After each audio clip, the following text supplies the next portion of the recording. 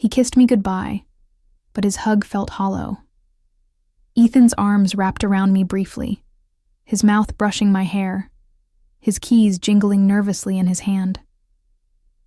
"Jenna's going through a lot, babe.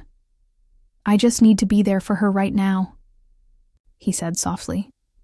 My chest tightened, but I smiled faintly, nodding. "Of course," I murmured.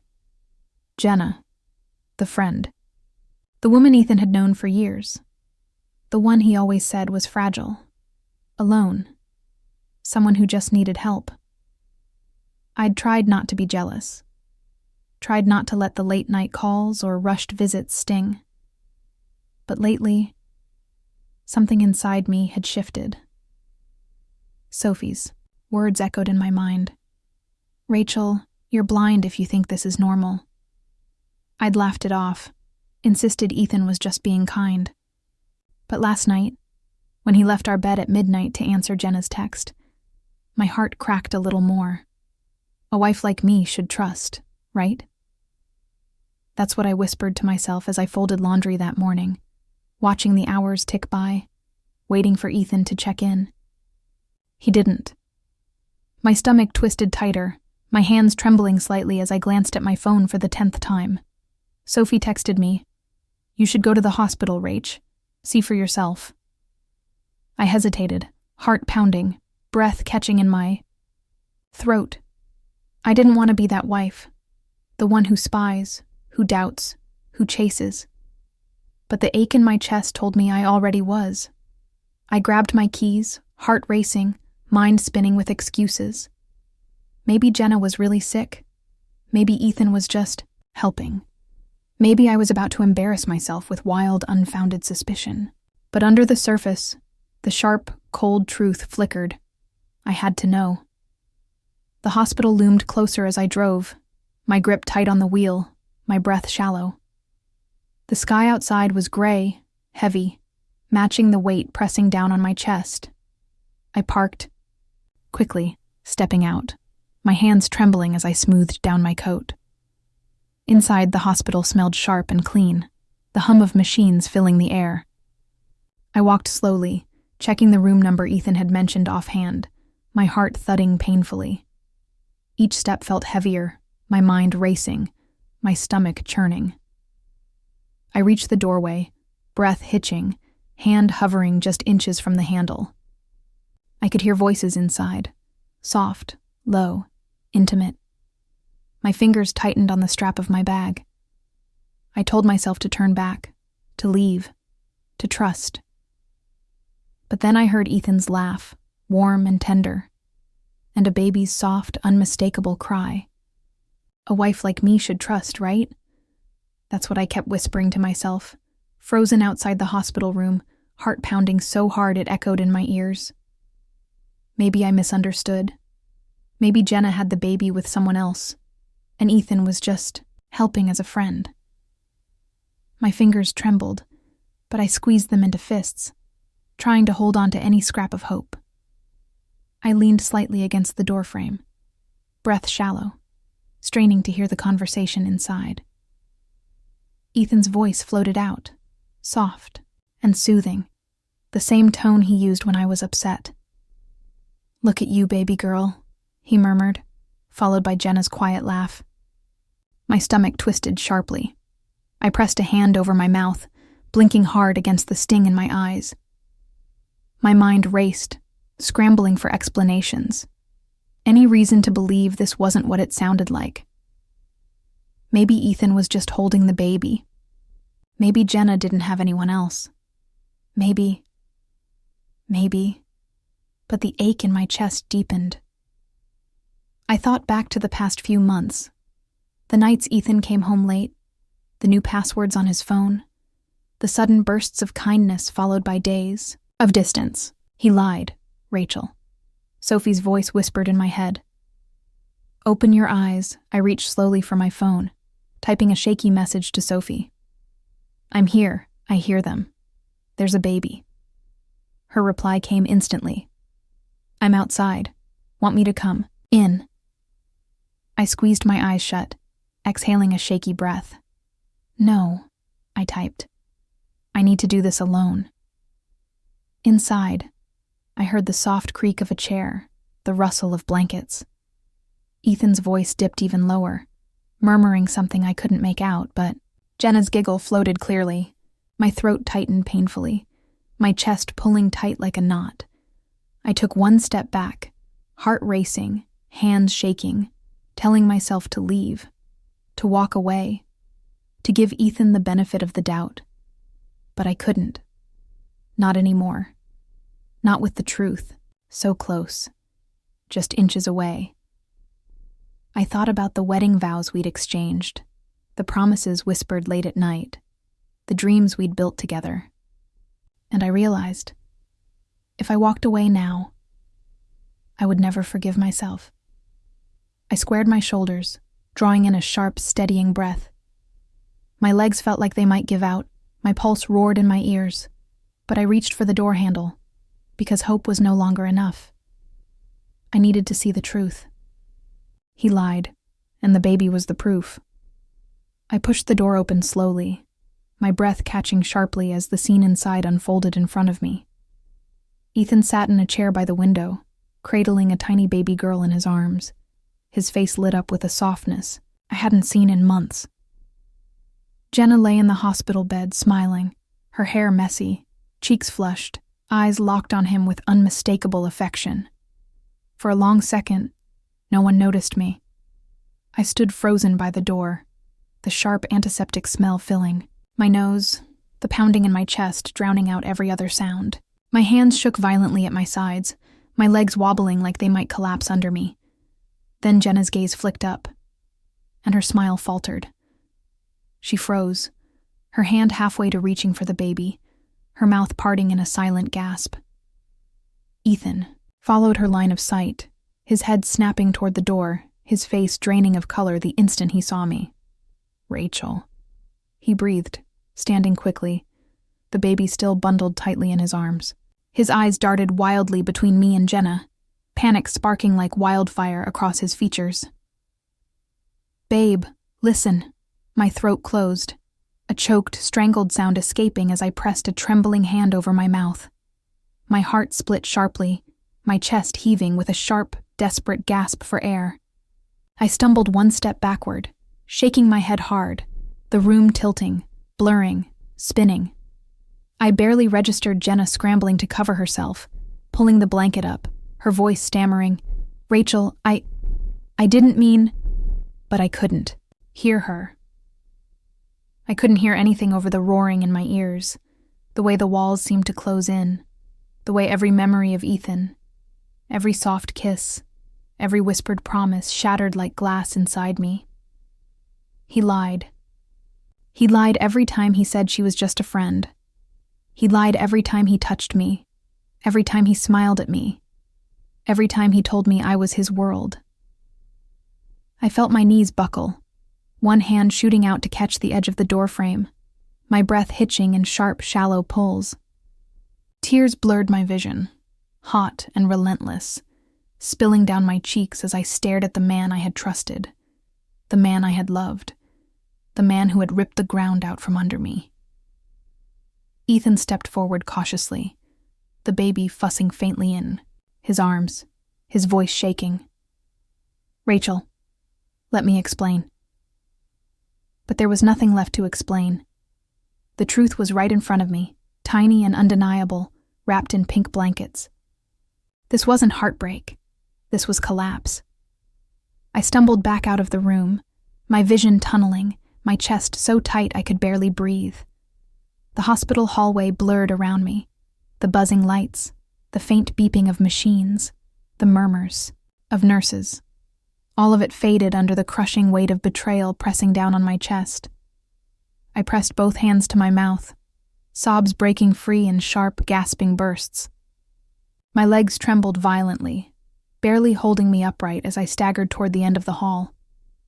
I felt like I was floating outside myself, watching my own body unravel, watching my own heart shatter piece by piece.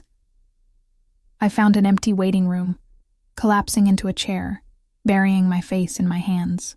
The tears came harder now, unstoppable, racking my body as I rocked forward, choking on every breath. I had trusted him. I had believed him. I had defended him against everyone, even myself.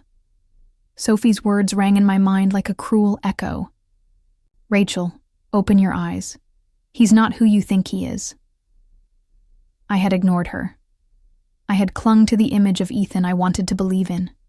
The husband, the partner, the man I built a life with. And now, that image was in pieces at my feet. Wiped my face roughly, breath hitching, heart hammering painfully. My mind raced back through every lie, every late night, every excuse. How had I missed it? How had I let him make me feel like I was the problem, like I was paranoid, insecure, unfair? He lied, and I believed him. I dug my nails into my palms, squeezing my fist so tightly it hurt, desperate to feel something solid, something real. My body shook, the grief washing over me in sharp, crushing waves. I felt like I might break apart completely, dissolve right here in this hospital chair. But then, under the grief, a new edge flickered. A small, cold, steadying spark. Anger. Because Ethan hadn't just betrayed me. He had manipulated me, gaslighted me, stolen years of my life, twisted my trust, and handed it to someone else. And I realized I wasn't going to collapse here forever. I was going to stand up. They underestimated the woman standing at the door. That thought pulsed sharper with every shaky breath I took. Sitting in that cold hospital waiting room, wiping the last angry tears from my face. My chest still ached, my hands still trembled. But under the grief, something harder began to form. A clean, sharp line of anger. Ethan had crafted this betrayal carefully. He had shaped it in late nights, in half-truths, in the soft smile he used to silence my suspicions. And Jenna, she had welcomed it, sitting across from me at dinners, laughing softly, pretending to be just his friend. My fingers dug into the chair's armrest, knuckles whitening. No, I wouldn't let them have the last word. I wouldn't be the wife who vanished quietly, who swallowed her heartbreak and let them go on pretending. I had been loyal, patient, blind, but not anymore. I stood slowly, knees still shaky but locking into place. I reached for my phone, fingers flying as I texted Sophie. I need you. Get ready. Her reply came instantly. I'm here. What do you want to do? I swallowed hard, heart pounding as I typed. We end this, tonight. I paced the room, thoughts racing, plans forming. This wasn't just about exposing the affair. It was about reclaiming my voice, my power, the life they tried to steal from me. I wouldn't scream. I wouldn't plead. I would act. Calm, precise, undeniable. I opened my photo gallery, scrolling quickly, capturing the image I'd snapped at the door. Ethan cradling the baby, Jenna smiling up at him. Both of them too rapt, up in their moment to notice me standing there. My stomach twisted, but I forced my jaw steady. This was the evidence. I crafted the message carefully, attaching the photo, writing the words that would shatter the false image Ethan had built for everyone around us, his friends, his family, his colleagues. My hands trembled as I hovered over send, but I exhaled slowly, pressing the button with deliberate, steady force. That was the moment everything changed. I pocketed my phone, turning toward the hallway, my reflection flickering faintly in the window glass. Red-rimmed eyes, trembling mouth, flushed cheeks. But under all that, a woman standing back up, and Ethan had no idea what was coming. That was the moment everything changed. I walked calmly back down the hospital hallway, shoulders squared, chin lifted, heart pounding but steady. I wasn't the woman who had collapsed in the waiting room anymore.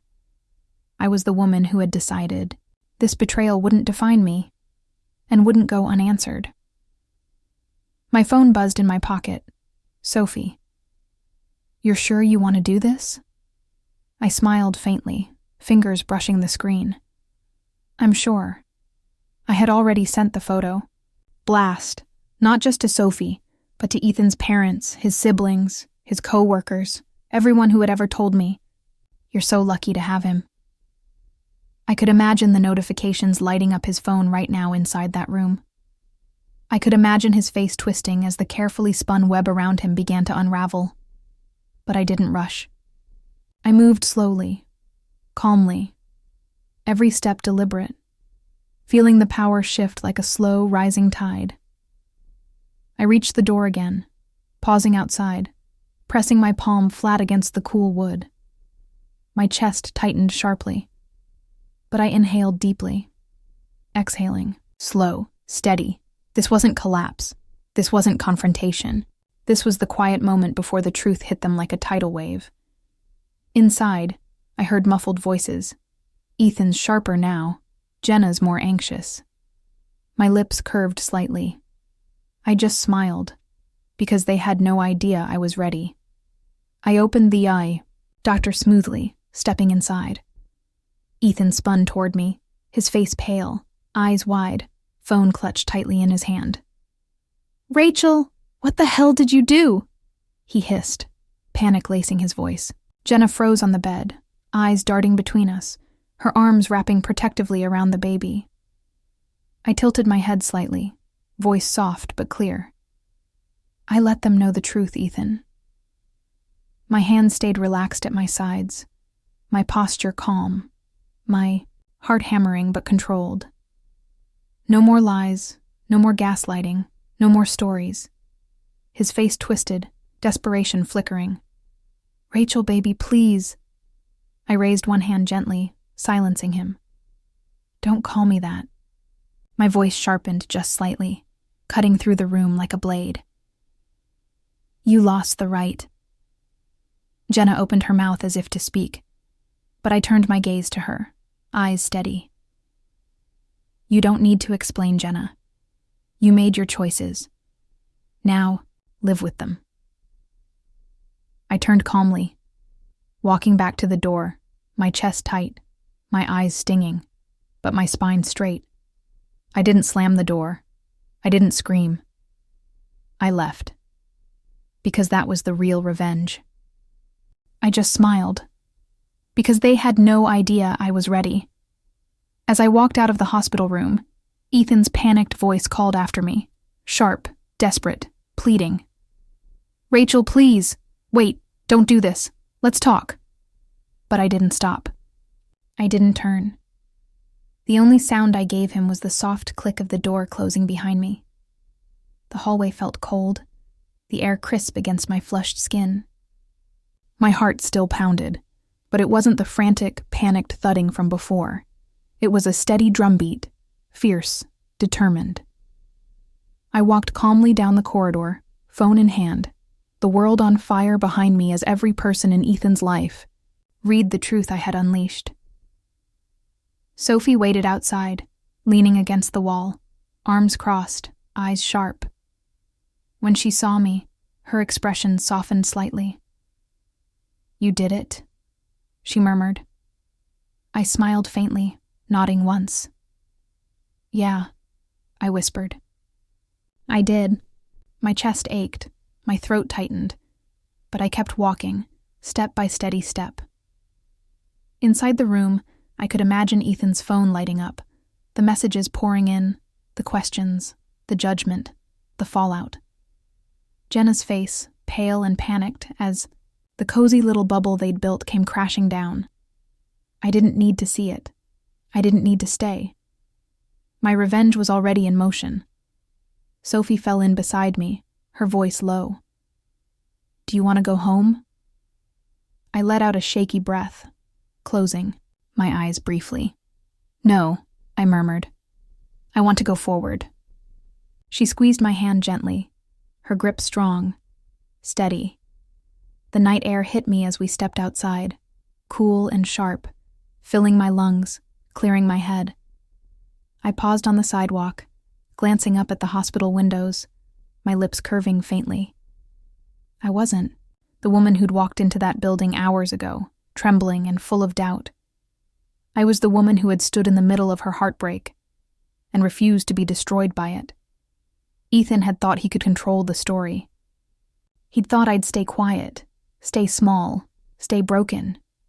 But tonight, I took back my voice. I took back my power. I let the truth speak for itself. And as I walked away, the only sound following me was the soft echo of my own footsteps. Calm, steady, unbroken. He broke us. But I walked away whole. That truth wrapped around me like a shield as Sophie and I drove through the quiet streets, the city lights flickering past the windows in a soft, dreamlike haze. I sat in the passenger seat, hands folded, tightly in my lap, chest still aching but lighter, freer. Sophie reached over, her fingers brushing mine gently. "You okay?" she asked softly, her voice threaded with worry. I let out a slow, shaky breath, leaning my head back against the seat. "Not yet," I whispered. "But I will be." My eyes stung, but no more tears came. I was empty, yes, but I was also done. My phone stayed off, tucked deep in my bag. I didn't need to hear Ethan's excuses, his panic, his pleas. I didn't need to hear Jenna's justifications, her stammered apologies, her guilt. That part of my life was closed, finished, burned to ash. I stared out the window, watching the lights blur, the world moving on without them, without us. My heart still hurt. How could it not? But under the hurt was something new, something clean, a quiet kind of strength I hadn't known I had. Sophie pulled into her driveway, cutting the engine, turning to face me fully. "You don't have to decide everything tonight, Rach," she said softly. "Just rest, just breathe." I smiled faintly, pressing my forehead to the window. "I know," I murmured, "but I feel like the hardest part's already over." Inside, we curled up on the couch, tea in hand, the house quiet around us. My body felt heavy, drained, but my mind stayed sharp, clear. I had survived the collapse. I had survived the confrontation. And now, all that was left was rebuilding. I thought about Ethan's face when I left. The panic, the shock, the realization that his carefully built world was crumbling. And for the first time, I felt no pull, no ache, no urge to run back and fix it. That was his mess to clean up, not mine. I closed my eyes briefly, breathing in deep, tasting the air of freedom, of possibility, of the life waiting beyond this heartbreak. I smiled softly, whispering under my breath, You broke me, but I was still here, and I was stronger than they ever imagined."